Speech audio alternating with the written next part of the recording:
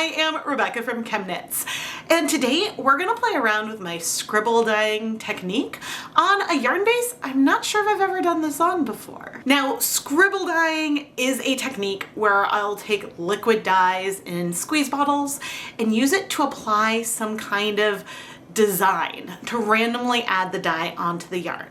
I like doing this in some kind of random pattern because it allows me to not overthink the color placement and also get the placement more random, the spots where I sort of pause and maybe squeeze a little harder, vary more. I just like the way the results. And you get kind of like a speckly effect, but sometimes the colors also spread a lot depending on the pigments that you pick. And yes, I had a comment recently that I should have called this technique doodle dyeing. I love alliteration, but in my head, scribble dyeing is still how I think of it. And so who knows, maybe I'll be able to transition it to doodle dyeing someday. Now, before we go talk about our yarn base we're gonna be using today, I wanna give a huge shout out and thank you to today's lab partner, V. V, thank you so much for being my lab partner for today's episode of Dyepot Weekly. I really hope you're gonna love the base that I picked for you and your yarn. The yarn we're gonna be dyeing today is Sheila's Gold Zebra from Wool to Dye For. This yarn is 80% superwash merino wool, 20% nylon.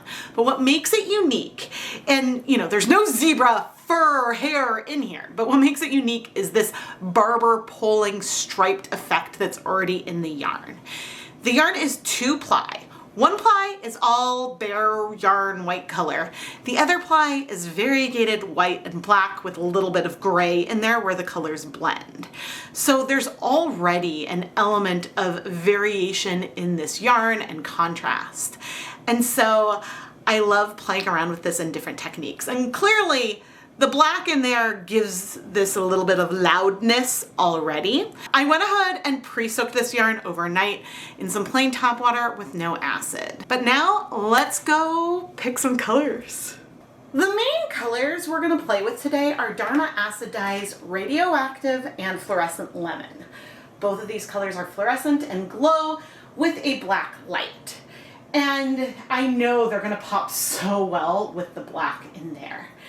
Now, we may leave it at just these two colors.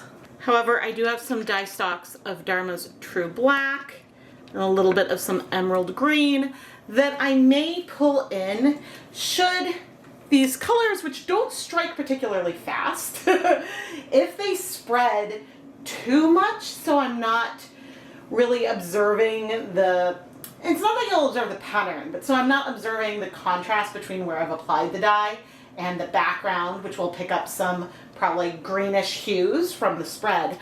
I might bring in these other colors, but we'll just have to wait and see. I put on my deluxe rubber respirator masks, safety glasses, and gloves to make some dye stocks of our two colors here.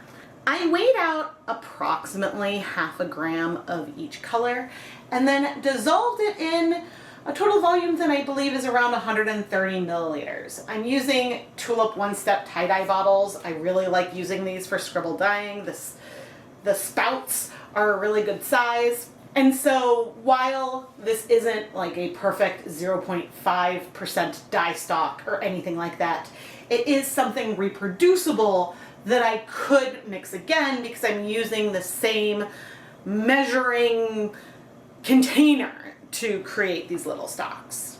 Now, even so, this is going to be fairly pigmented. And a lot of times I find I want to dilute this further, but I'm thinking today, let's at least start with it super concentrated and see what happens. Because even if I end up using all of this dye on our yarn, I'm planning on dyeing 300 grams of yarn today. I know that 1 gram of neon dye on 300 grams of yarn, the yarn can totally handle that. And we're gonna be using my Fringe Deep full-size catering steam pan today. And we're gonna start with 8 cups of water. We may need to increase this.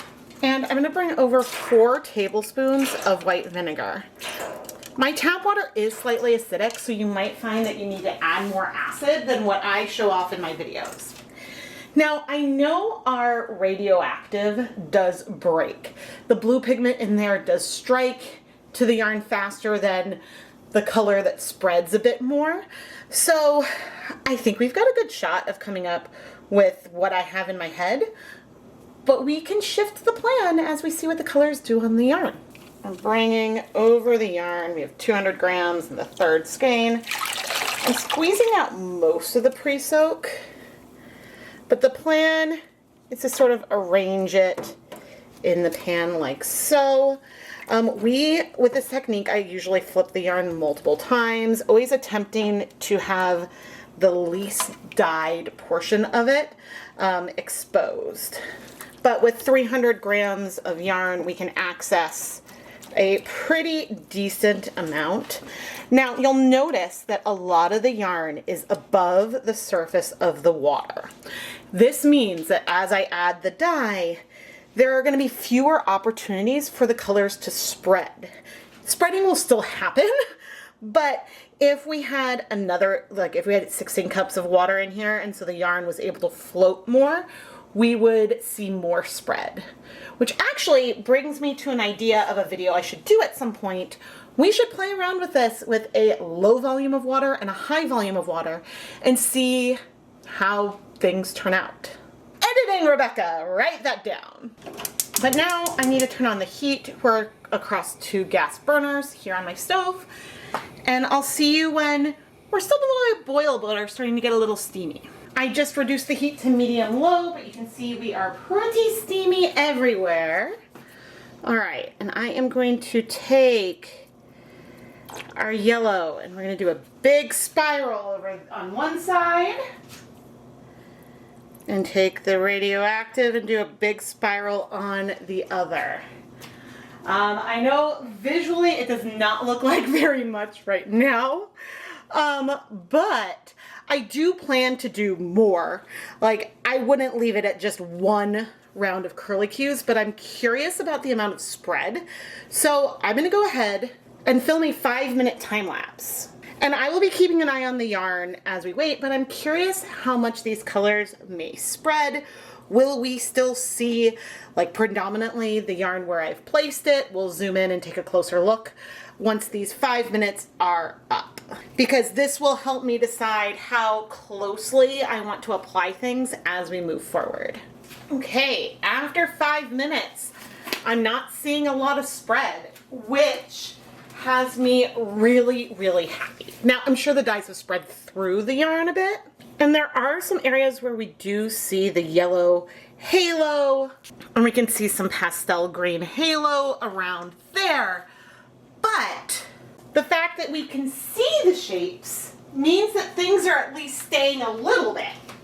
It's just like right now with the black, you're seeing mostly the black. Now, I'm gonna go ahead and flip the yarn. There's not a lot of dye in there. And you know what else I'm not seeing? Like, we are seeing some color that has come through. We see some yellows there, but I'm not seeing a ton. Okay, here in the middle one, I'm seeing a little bit more. But I was gonna say, there's not like a ton of spread and color that has come through. Now, the more dye that I add each time, the more likely we are to lose some of the white and pastel and contrast, just specifically with these colors. But I think that we have the chance of creating something really beautiful. And I'm going to start big and work my way in with these spirals this time. And trying to get some over there. It's okay when you're doodling or scribbling or whatever you want to call it. It's okay for things to go all over and the shapes to be random and to overlap the colors. And I know I'm overlapping the colors here, but honestly, I kind of liked keeping them separate too. So maybe we'll try to keep it separate on subsequent sides, but I'm adding just a little bit to some of those ends. But I think that this is really, really fun. I wish I could tell, because I'm looking at the little screen, how much of what I'm seeing and feeling here is coming through in person. But, oh, I am so excited. Okay, I'm gonna go ahead and wait. Goodness, I did 5 minutes last time, but I added more dye this time and things are a little colder. Let's wait 10 minutes before we continue. And I do wanna add, it's okay that if we end up with whites left behind. And it's okay if we end up with things completely covered. This is a technique that can give you almost watercolor-like coverage where the colors shift frequently, but also times can give you something that feels speckly, depending on the colors I pick and things like that.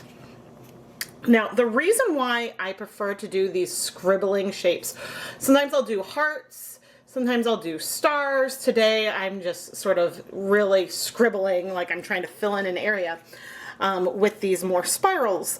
But the thing that I prefer about that is because I used to do this with like zigzagging back and forth. And what I found is that not only would I put more dye like at either side of the pan, but in doing that, I would end up with like a lot of the green close together.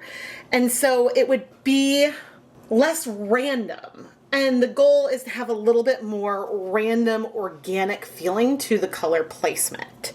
And that's what this allows. Now, one other thing that you can do, as I talk here for a long time, one other thing you can do with this is you can change, we have one skein in the middle, you can remove them all entirely and change which one you have in which spot. So you've got lots of options as we carry on. But right now, I am very happy. All right. V, I really hope you're enjoying the way this yarn is turning out. All right, I'm removing all of the yarn. I want to remember that this one was the one in the middle last time. Just so that way we can see, but you can see that there's like some spread and things happening. Okay, so this was our middle skein last time. What I'm going to do is take the yarn and I'm flipping it inside out. And I'm doing this to expose areas that have had less color. Now, we actually, as we do this, have pretty decent color coverage overall. I'm not seeing a lot of areas with lots of uninterrupted white, which is really good. And that is likely because these two colors that we've used so far are colors that are known spreaders. And so then we're much more likely to see those spread. Okay, now before we add color, okay, I am going to focus the yellow mostly on the top and the green. There is definitely going to be some overlap, mostly on the bottom this time. Now, I do plan to wait 10 minutes and flip one more time. I say I've used so far maybe 60% of the green and about 50% of the yellow that we mixed. And so I don't think I'm going to add that much more color. But we'll see, like we'll flip it over one more time and sort of see where we are. But I'll see you in 10 minutes. All right, I am feeling very excited. Okay, as we go to flip, okay, because this is the like second side. Okay, ooh. I am not nearly content with the coverage. A lot of times, especially if I had 4 skeins in here, then I might do something like, okay, you know, flip even more times and go into a time lapse. But what I'm going to do here is I'm adding some green up there, and you notice how the tone of the yellow shifts. Now this time I added lines, mainly because I wanted to add color in specific areas. But overall, I'm still completely thrilled. Okay, I am going to let this sit for 10 minutes before we move it. But the other thing to keep in mind is that these colors could potentially spread more and more, even if they have completely stuck to our yarn. It's possible that the colors will continue to move and bloom, but what I was talking about, the tone with that highlighter fluorescent lemon, it does shift to more the highlighter color once it binds to the yarn. So sometimes it can look a little bit more just like a classic yellow. This colorway is giving major tennis ball vibes. But anyway, I'll see you in 10 minutes. It's been 10 minutes, and at this stage, I decided I'm not gonna move the yarn much, but I am gonna add some more liquid and turn up the heat a little bit. This way, I've never scorched yarn. Oh gosh, I should knock on wood. But I am gonna wanna heat this for longer. I'll go ahead and heat this for an additional 20 minutes, then we'll remove the yarn. But I figured we have a view of it as it is right now, and we'll see how much more blown out things look in 20 minutes. Specifically, some areas that still feel sharp are like there and there. So we'll see. Things are definitely warmer now. And I would say the biggest thing I notice is that I think the colors have spread a bit more overall from where they were before we added more water and waited. And that is potentially from some back staining. But we do still have some white in here. And so I am happy about that. Now, when Radioactive gets really pastel, it can feel, oh yeah, well actually, I don't know if I'm seeing color in here or if I'm seeing the staining. There is some yellow staining in this pan from a time I used fiber reactive dyes, but I think there is a little bit of yellow in here. So we'll test that in a second. But Radioactive can look very yellow when it's pastel, which I know from when I've done different depths of shade of the colors. But I like these subtle shifts, and I'm so excited to bring out a black light eventually. But now I'm gonna let all the yarn cool off so we can wash it. And here I just wanted to show a little clip of a Leave No Dye Behind I'm about to film using this exact same dye bath so we can see just how much or little color was left behind. And if we're curious how much dye I used on the zebra, I would say I have 40%, maybe 25 to 30% left of the green. So we used over half the dye we mixed on our yarn. Let's wash our zebra yarn. And as I went and picked it up, I forgot briefly that we had 300 grams here. Now, I, in person, can still see like tonal variation between the yellow and the green. But because there's so much contrast with the black, your eye is drawn to that more than it is into the differences of the yellow and the green within our yarn. Which, don't worry, we'll take a close look at that in the end. And so I don't know what the result would have been if I had brought in that emerald green or black that I had talked about. At least not on the zebra base. But I can show you a little bit of what we got when I used up the leftover neon dyes on another sock yarn. But I don't know if those darker colors would have detracted from the zebra. I really wanted to keep that contrast. So you know what? I'm really happy with this. I'm really happy that, yes, we got spread. Yes, it may sort of appear like we have just one color on the background, but it's so watercolory with the green and yellow. Like it almost makes it look shiny because you see that green here and then the more yellow, and so it almost seems like it's reflecting the light, but the variation is in here. And we don't have any color bleeding. So I'm gonna go ahead and pop this yarn in my spin dryer, hang it up to dry, and we'll take a closer look at it. I am not sure if the color difference here is coming through on camera, because in person, I see a combination of the neon yellow and the neon green everywhere. But the yellow is more concentrated here, and the yellow is more concentrated down there, which is what we went for. I'm turning off most of the overhead lights and bringing over my black light. Oh, she is so bright. Now, unlike other combinations of color, here we're not necessarily going to see a difference between the yellow and the green. Now, with less light, we do see, you know, some green and some more yellow. We see those differences there. But the reason why under the black light we don't see those differences is that in our green, we have some blue in there that is not fluorescent. And so what we're seeing is a fluorescent yellow. But our black light is also making some of the patterning from our scribble dyeing really show up. Some of those areas that have the blue from our neon green don't really shine quite as much.